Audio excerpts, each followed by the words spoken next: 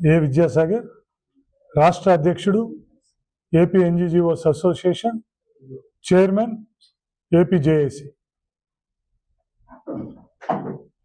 ఇవాళ దాదాపు 2 దశాబ్దాల పైగా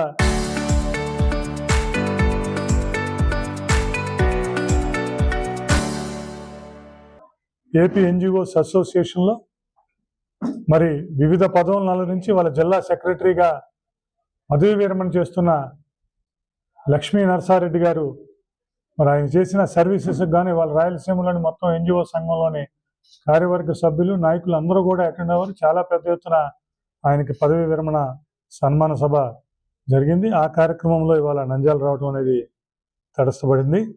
ముఖ్యంగా మరి కూటమి ప్రభుత్వం వచ్చినాక ఈ 2 సంవత్సరాలలో మరి ఉద్యోగులకు సంబంధించిన అనేక ఇబ్బందులు, అటు బకాయిల విషయంలో ఇబ్బంది, ఇటు పిఆర్సీ విషయంలో ఇబ్బంది, డిఏ విషయంలో ఇబ్బంది, ఉద్యోగులకు సంబంధించిన సమస్యలన్నీ తగిన ఇబ్బంది, పోలీస్ కేసులు ఇబ్బంది, 1వ తారీఖు జీతం రాని ఇబ్బంది, ఇన్ని ఇబ్బందుల మధ్య 2 సంవత్సరాల క్రితం ప్రభుత్వం చేసింది.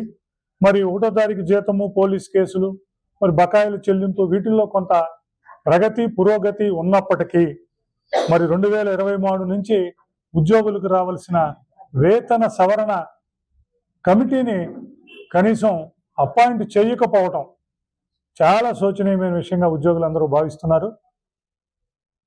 మరి మా పక్క తెలంగాణ రాష్ట్రంలో 2023 1 జూలై నుంచి పిఆర్సీ రావాలి, మనకు కూడా 2023 నుంచి పిఆర్సీ రావాలి. మనకు పిఆర్సీ కమిషనర్ని అపాయింట్ చేశారు, ఆయన రిజైన్ చేస్తే ఇంతవరకు పిఆర్సీ కమిషనర్ని అపాయింట్ చేయలేదు. మరి తెలంగాణ ప్రభుత్వం పిఆర్సీ కమిటీని అపాయింట్ చేయడం, ఐఆర్ ఇవ్వడం జరిగింది. మరి వాళ్ళు పిఆర్సీని కూడా ఫైనల్ చేసే స్టేజ్లో ఉన్నారు, కానీ మనకి ఇంతవరకు పిఆర్సీ కమిటీని అపాయింట్ చేయకపోవటం, ఐఆర్ ఇవ్వకపోవటం, అలాగే 4 డిఏలు పెండింగ్ ఉన్నాయి. మరి 4 డిఏలు మరి దాదాపు మరి 2 సంవత్సరాల నుంచి డిఏలన్నీ పెండింగ్ ఉన్న పరిస్థితి. ముఖ్యంగా గత సంవత్సర కాలంగా ఉద్యోగి అనేకమైన ఇబ్బందుల్ని ఎదుర్కొంటున్న పరిస్థితి. ఎందుకంటే ఇన్ఫ్లేషన్ రేటు కూడా మరి గత 6 నెలల నుంచి ఎప్పుడూ లేని విధంగా ఆంధ్రప్రదేశ్లో ఇన్ఫ్లేషన్ రేటు బాగా పెరిగింది, ద్రవ్యోల్బణం పెరిగి, అటు కాస్ట్ ప్రైస్ ఇండెక్స్ కూడా పెరిగి, ఇదంతా ఉద్యోగిని తీవ్రమైన ఇబ్బందులు నెలకొనే పరిస్థితిలో ఉద్యోగికి ఉన్న ఒకే ఒక్క వ్యవస్థ అటు డిఏ అండ్ పిఆర్సీ.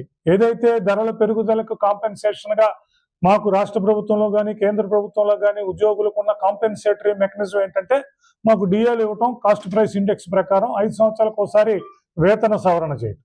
మరి ఇప్పుడు దాదాపు 8 సంవత్సరాలైనా కూడా మాకు వేతన సవరణ జరగకపోవటం, 2023 నుంచి పెండింగ్లో ఉండటం, డిఏలు మరి 4 డిఏలు పెండింగ్లో ఉన్నా కూడా ఇవ్వకపోవటం వల్ల ఉద్యోగి రోజు రోజుకి పెరుగుతున్న ఆర్థిక భారంతో, ఆర్థికమైన పరిస్థితితో ఇబ్బంది పడుతున్నాడు.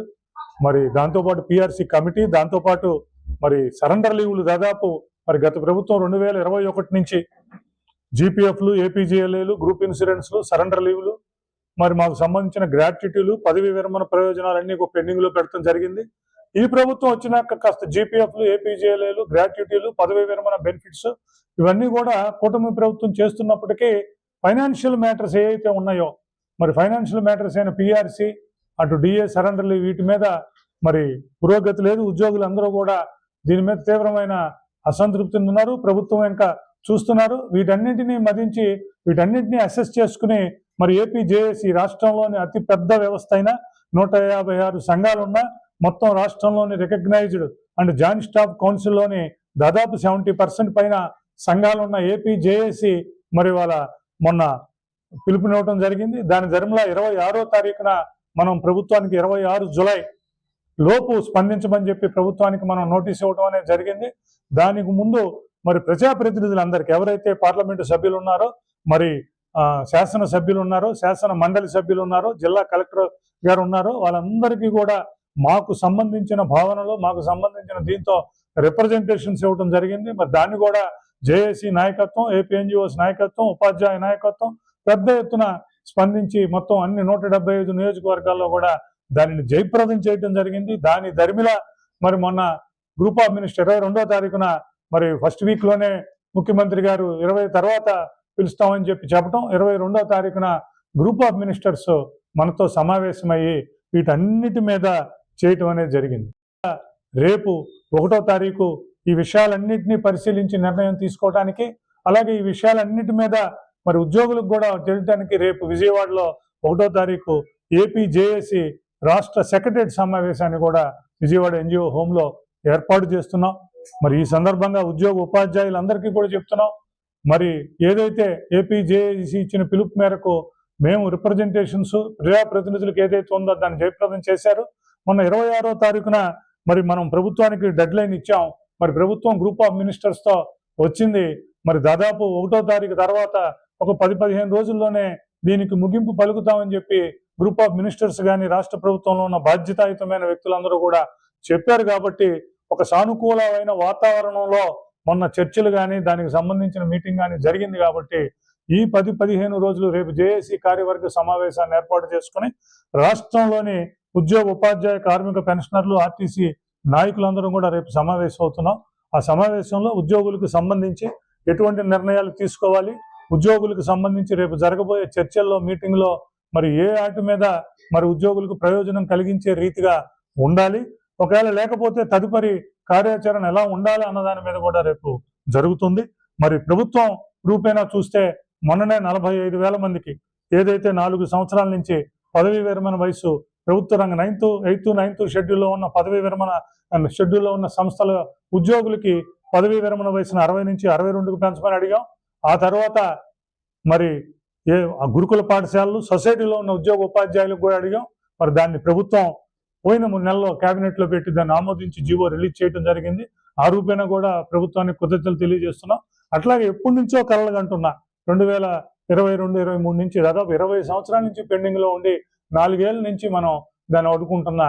మరి ఏదైతే 57 మెమో ప్రకారం 2004కు ముందు ఎవరైతే మరి 11,800 మంది ఉద్యోగులు, ఉపాధ్యాయులు, పోలీస్ సిబ్బంది ఉన్నారో వాళ్ళందరినీ ఓపీఎస్ లోకి తీసుకురావటం, మరి 11,800 మంది ఒక్కసారి మరి సిపిఎస్ లో నుంచి సర్వీస్ పెన్షన్ లోకి రావటం అనేది జరిగింది. దాన్ని టేబుల్ ఐటమ్ గా కేబినెట్ లో ప్రవేశపెట్టి చేసిన ప్రభుత్వానికి కూడా ధన్యవాదాలు తెలియజేస్తున్నాం.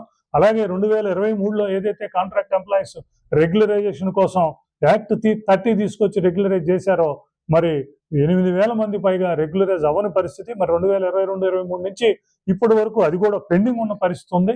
మరి ఆ విషయాన్ని కూడా ప్రభుత్వం దృష్టికి తీసుకెళ్ళాం. ఆ 8,000 మందిని కూడా రెగ్యులరైజ్ చేయమని చెప్పి దాంట్లో ఉన్న సాంకేతిక అంశాలను తొలగించి దానికి శాంక్షన్ చీఫ్ మినిస్టర్ గారు చేసి మరి దానికి సంబంధించిన ప్రక్రియ కూడా ప్రారంభించారు.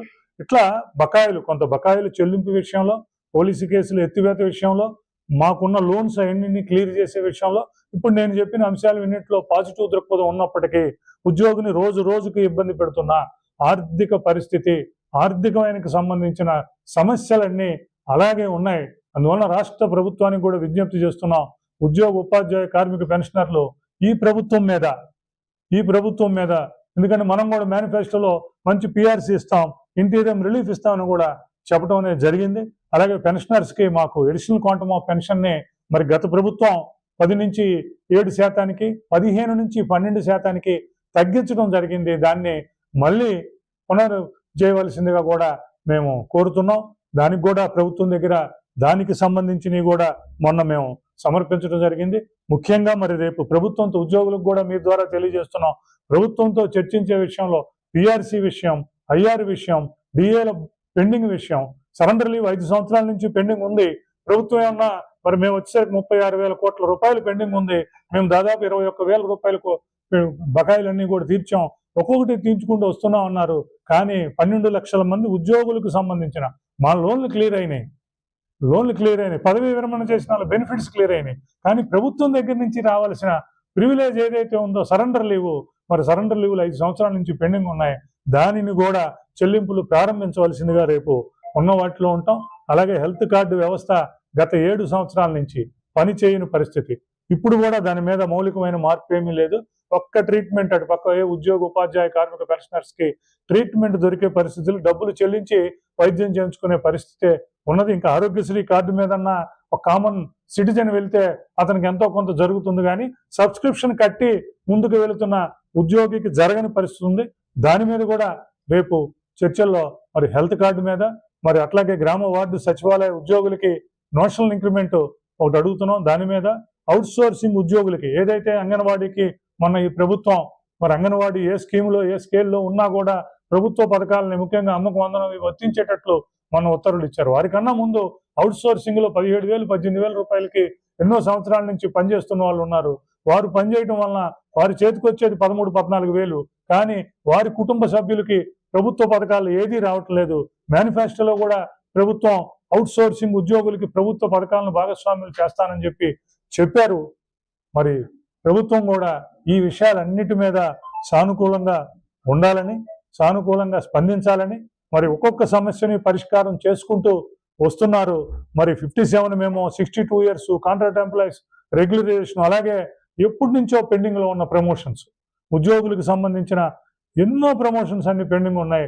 4-5 సంవత్సరాల నుంచి ప్రమోషన్లు చాలా వరకు పెండింగ్ లో పడిపోతే నవంబర్ నుంచి ఇప్పటి వరకు మరి దాదాపు 98.5% ప్రమోషన్స్ ని టోటల్ గా ఎప్పుడూ లేనివి, ఈ 10-15 సంవత్సరాల్లో ఎప్పుడూ లేని విధంగా ఉద్యోగులందరికీ ఒక పండుగగా ప్రమోషన్లు అనేవి వచ్చినాయి. దాన్ని తెలియజేస్తున్నాం. అలాగే ప్రెసిడెన్షియల్ ఆర్డర్లో ఏదైతే ఉందో, మేము కూడా ప్రెసిడెన్షియల్ ఆర్డర్ ఇంప్లిమెంటేషన్ విషయంలో కానీ మిగతా విషయంలో ఏదైతే ఉన్నదో, మరి అందులో ముఖ్యంగా ప్రెసిడెన్షియల్ ఆర్డర్కి ఇబ్బంది లేని స్టేట్ క్యాడర్ ఏదైతే ఉందో, స్టేట్ క్యాడర్ మిగతా క్యాడర్స్ ప్రమోషన్స్ ని ఆపడం జరిగింది. 2 సార్లు ఉద్యోగ సంఘాలు కోరిన పిమ్మట 2 సార్లు వెసులుబాటు కల్పించడం జరిగింది. మళ్ళీ ఇప్పుడు ప్రభుత్వాన్ని కోరి ఉన్నాం.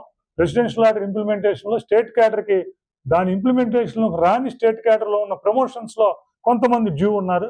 వారికి కూడా వెసులుబాటు కల్పించవలసిందిగా ప్రభుత్వాన్ని కోరుతున్నాం. ఏదేమైనప్పటికీ ఈ అంశాల మీద రేపు ప్రభుత్వం స్పందించాలని, మరి 3 సంవత్సరాల నుంచి పెండింగ్ లో ఉన్న పిఆర్సీ, డిఏ, సరెండర్ లీవ్ అంశాల మీద ప్రభుత్వం సానుకూలమైన వైఖరితో ఉద్యోగుల యొక్క ఆర్థిక ఇబ్బందుల్ని, ఉద్యోగుల్లో ఉన్న మనోవేదనని అర్థం చేసుకుని ముందుకు రావాలని కోరుకుంటాం. అలా వచ్చే ప్రయత్నంలో ప్రభుత్వం ఉందని భావిస్తున్నాం.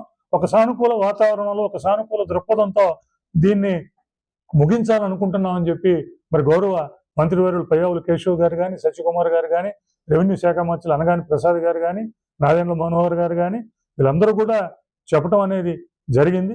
మరి ఉద్యోగులకు సంబంధించి ఏదైతే ఏపీ జేఏసీ మీద, ఏపీ ఎన్జిఓస్ అసోసియేషన్ మీద, మరి ఉద్యోగులు, ఉపాధ్యాయులు, కార్మికులు, పెన్షనర్లు మరి ఏదైతే నమ్మకాన్ని పెట్టుకున్నారో వారి నమ్మకాన్ని తీసిపోని రీతిగా రాష్ట్ర నాయకత్వం ఉంటుందని, ప్రభుత్వం ఆ విధంగా స్పందిస్తుందని భావిస్తున్నాం. రేపు 1వ తారీఖు మరి రాష్ట్ర జేఏసీ సెక్రటరియట్ లో రాష్ట్ర నాయకులందరూ కూడా కూర్చుని మరి దీని మీద ఒక అసెస్మెంట్, ఫర్దర్ గా జరిగే దాని మీద కూడా రేపు కార్యాచరణలో చర్చిస్తామన్న విషయాన్ని కూడా ఉద్యోగ, ఉపాధ్యాయ, కార్మిక, పెన్షనర్స్ అందరికీ తెలియజేస్తుంది.